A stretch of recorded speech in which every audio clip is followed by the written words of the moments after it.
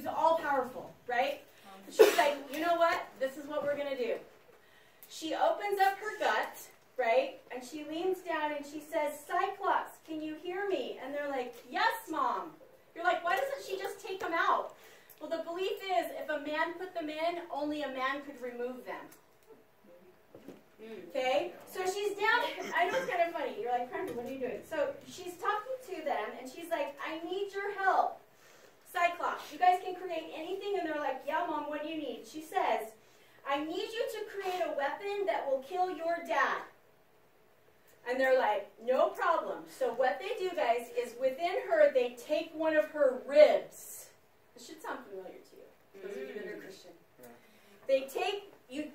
They say, we need to have one of your ribs, Mom. We need to kill him from you because you created him. The only way he will die is to have him murdered by you. Symbolically, right? You will be the one that will kill him. Because you created him, you must also kill him. We can't just create a random sword or a knife.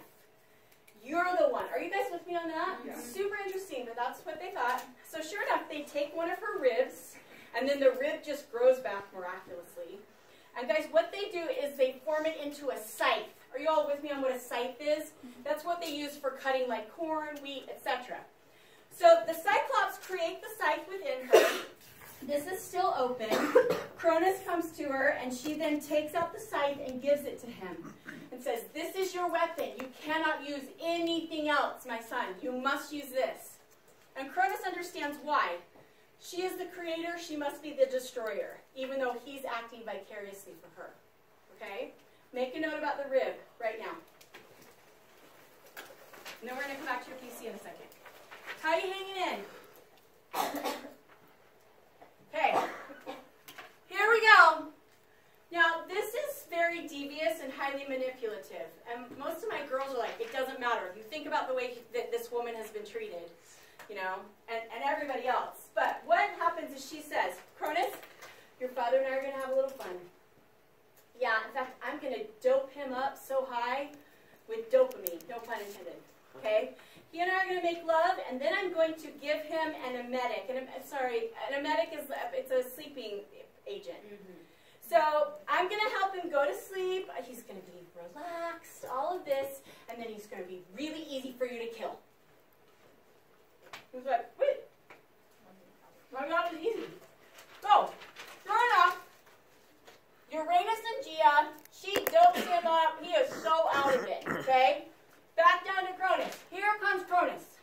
Okay? Now guys, he doesn't slice his throat or slice, his jugular veins or a major artery. This is disturbing, but it's important. He comes up to Cronus, he comes up to Uranus, who is lying there asleep, and he takes his genitalia. He takes his penis, whack. Takes the scrotum, whack, whack. And then he tosses him into Pontus. Uranus woke up really fast. Poor guy. He's writhing in agony, in pain, like agony. Okay? Make a note of what Cronus does to him. You're like, what?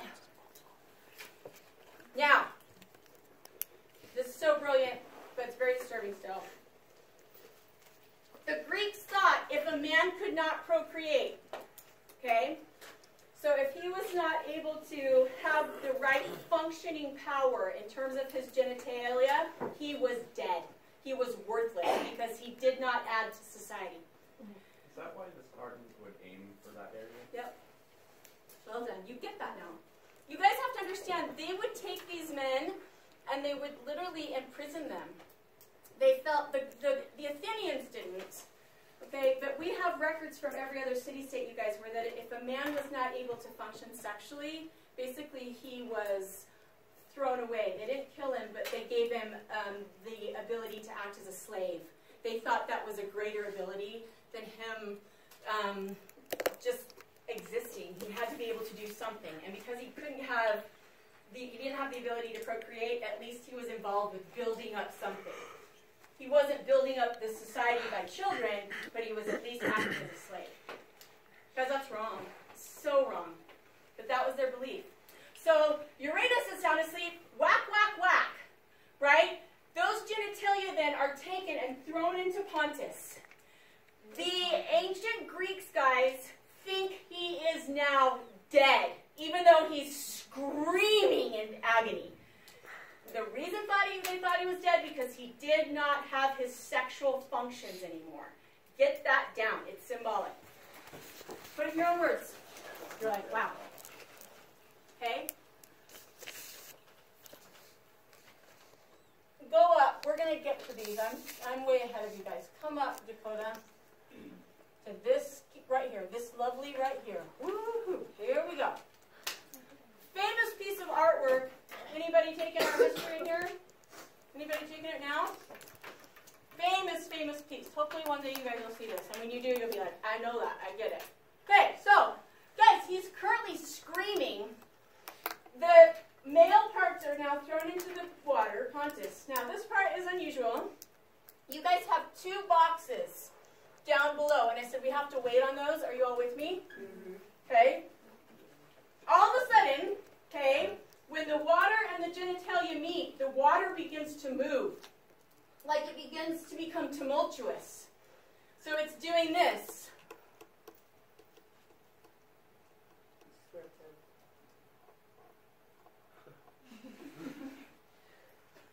And she is born. And she is,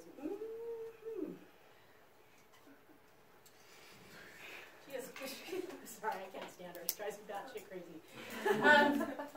All of a sudden, from the genitalia in the water, this amazing goddess is created, and her name is Aphrodite.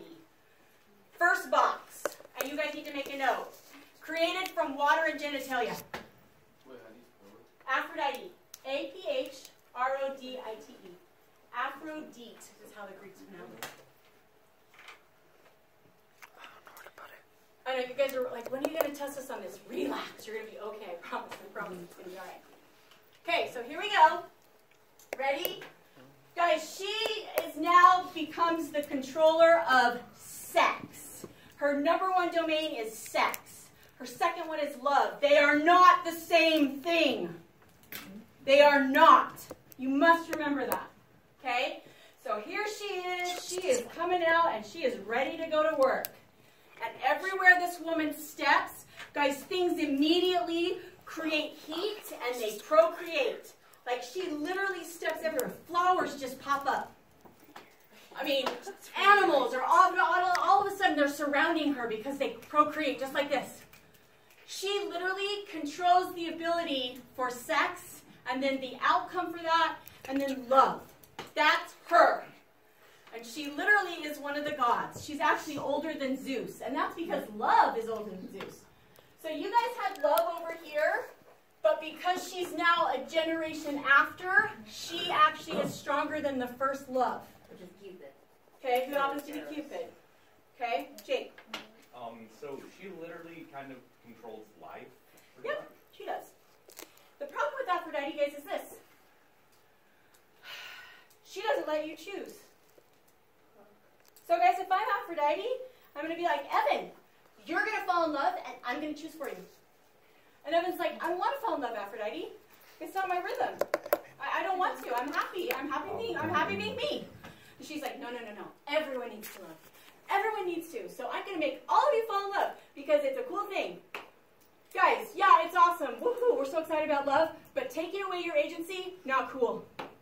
She literally will control you so that you love or you have sex. And she manipulates people with that. She uses it to control. And guys, sex sells. Sex sells. And the Greeks figured that out. So for her to control people, she literally manipulates you with the concept of procreation, sex, all of that. Make a note of it. And then she has sex with whoever she wants. And controls other people to do that too. Now, I'm not going to give this to you, but I want you to think about it.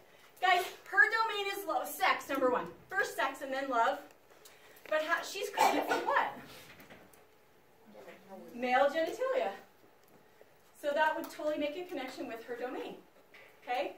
All right, now go back to your PC. #2. Hang on, Kitty, I'll get to you.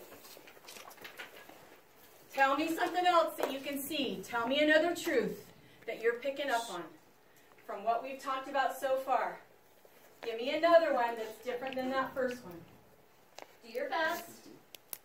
What are you noticing about this story? Okay? Maybe. Okay? Put that down for number 2 on your PC, cute kids. Okay.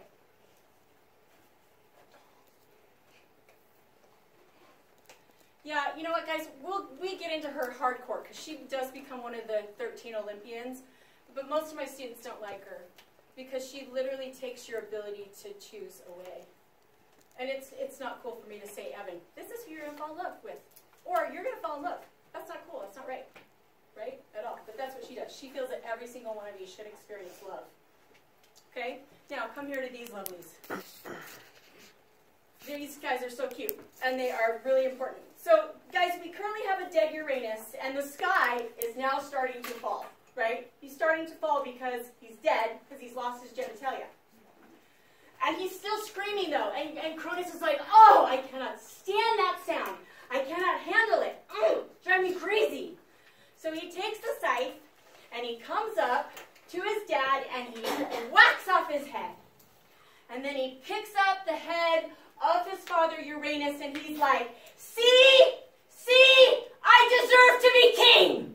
I am king because I killed father. And they're all like, okay, fair enough. Right? So now, this part, guys, you're going to go to the next box underneath Aphrodite.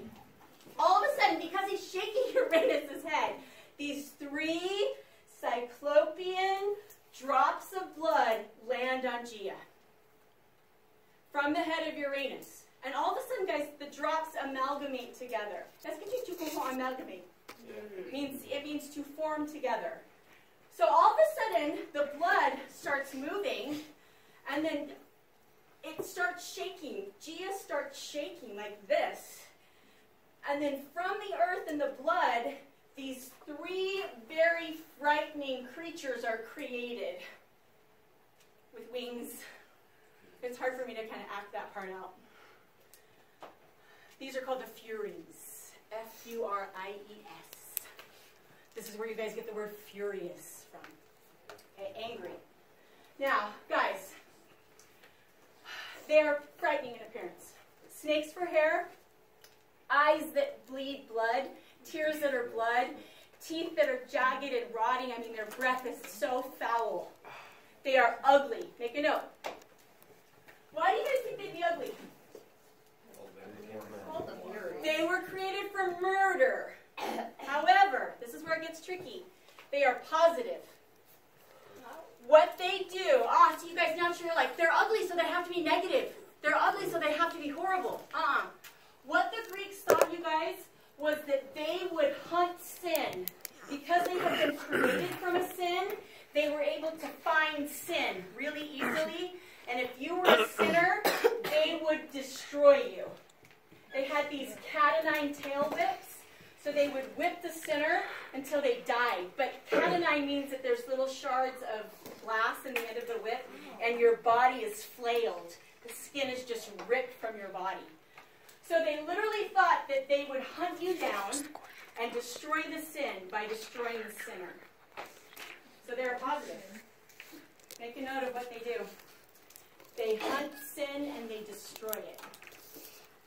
Now, you're like, what's sin, Captain? Guys, it's okay to have sex with whoever you want, even if you're married. That's not a sin. So let me give you the sins. Ready? Number 1, if you are unkind to children. The Greeks could not stand it. You're like, finally, something decent. They could not handle it. So just put this by the Furies. And I assume with the Spartans thought. They felt that that was okay because they were helping the state. They did not feel death was a cruelty. So, fair comment, kiddo. So, unkind to children. Number 2, ready? Unkind to the elderly.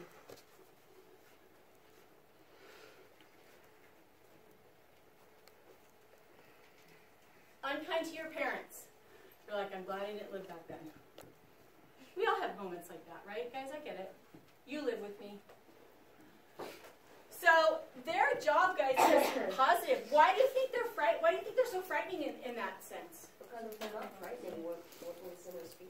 Right. If it's really interesting. Through all the documentation we have,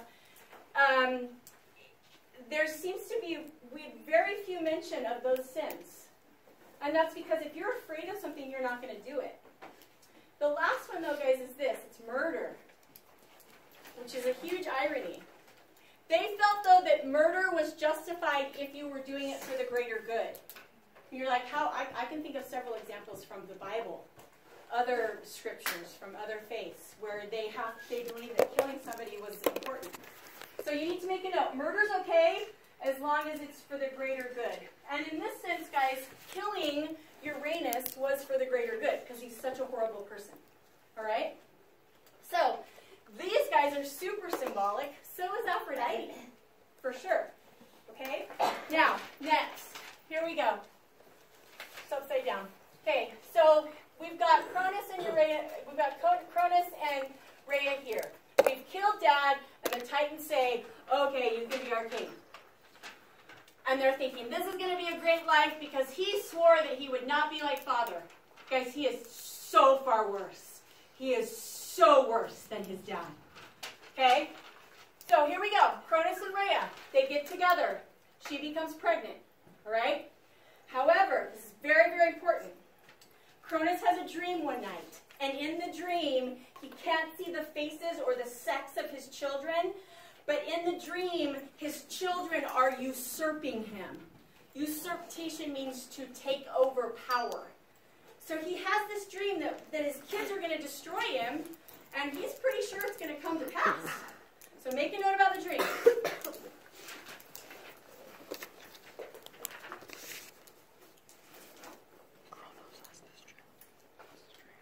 Okay.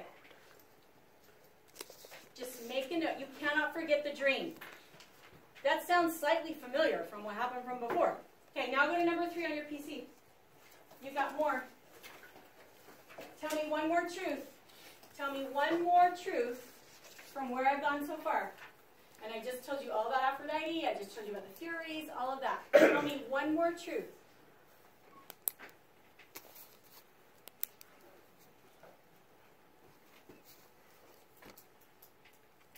Tanner, quelle heure est-il? Quelle heure? 9:08. Thanks. Okay. Are you guys noticing that you have some repetition in this story? There's things that keep coming up. For sure, you're not going to tell me about your PC. Okay? Now, hang tight. Really fast. I need that PC from you, because we're not done yet. Put it in the bucket, and we'll pick up when I see you next time. Welcome to mythology. Oh yeah, you take your books. You check them out.